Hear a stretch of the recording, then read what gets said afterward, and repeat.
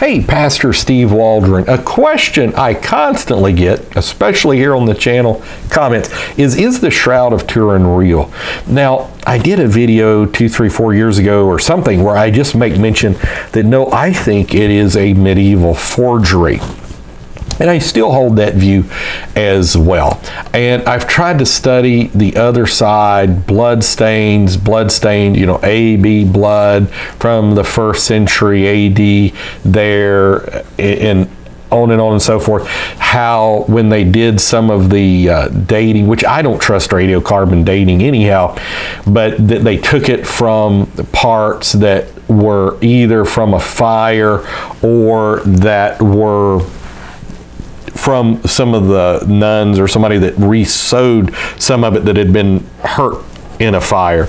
But there's several reasons I don't believe it's real. First of all is providence, chain of custody. Where was this till it was first mentioned in 1354? Where was it before 1354? Secondly, you have to know the history of the medieval church at that time. They were all into religious forgeries for the making of money. It was jokingly said they had enough pieces of the cross that were there that you could build a cathedral out of the pieces of the cross that were floating around, supposed to be holy relics, superstition, all these type things. It was said one of the things that really got Martin Luther so upset was that they would take holy relics around the different towns, and so they had 2 different skulls of John the Baptist coming around, and one was larger than the other one. And so one of the people pointed out, they said, well, wait a second, how can this be? You can't have 2 skulls. They said, oh, well, one of the skulls was when he was a child. It's like, yeah, see, that doesn't work. That doesn't match up.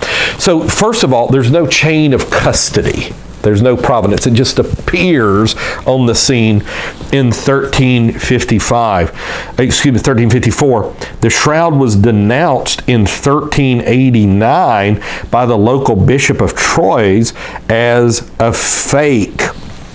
So you've got the local bishop. Okay, it appears in 1355. The local bishop says, that's a fake. Well, I think that's pretty indicative that that's a fake as well. Next is the person represented on here. Most people would say he's about 6'2". Some people would say he was anywhere between 5'7" and 6'2".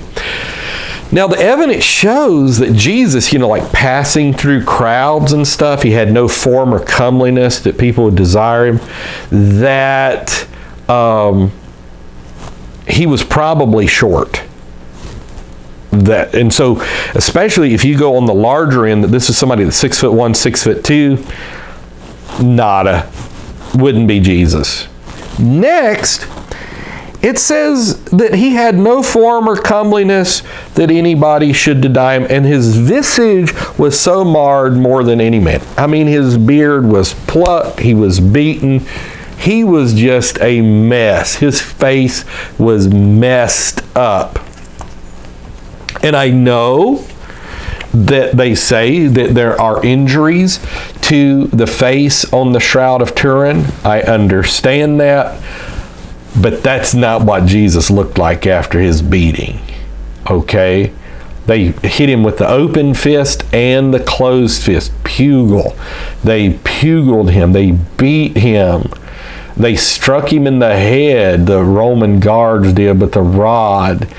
He looked a lot worse than that. So all these things lead me to believe, that the Shroud of Turin is not true. The very last thing is something that is my understanding, and really it's the understanding of 1 Corinthians chapter 11, where it's a shame for man to have long hair. We know that in that day and age, Jewish men, did not have long hair. And so Paul could say this. And so they just didn't. And the person in the Shroud of Turin has long hair. Now, I know many of you, I get massive pushback on that. Many people say, oh no, Jesus had long hair and we're sure of it. And it's just because from a child, it is pushed into your DNA that Jesus had long hair, but that is definitely not true. So all those things combined, I'm going to say no. It's a fake. And I believe Jesus rose from the dead without the Shroud of Turin. Oh, and one other thing, if you're still watching. The Bible is very clear that Jesus' face was wrapped in a napkin and his body was wrapped. This is the whole thing. Now, I've read explanations where people try to say, no, first century burial practices, he was wrapped and then they put the napkin over his face, including the wrap. But I'm not totally sold on that explanation. I think the Bible itself says the Shroud of Turin is a fake. So because they found his facial napkin folded beside this.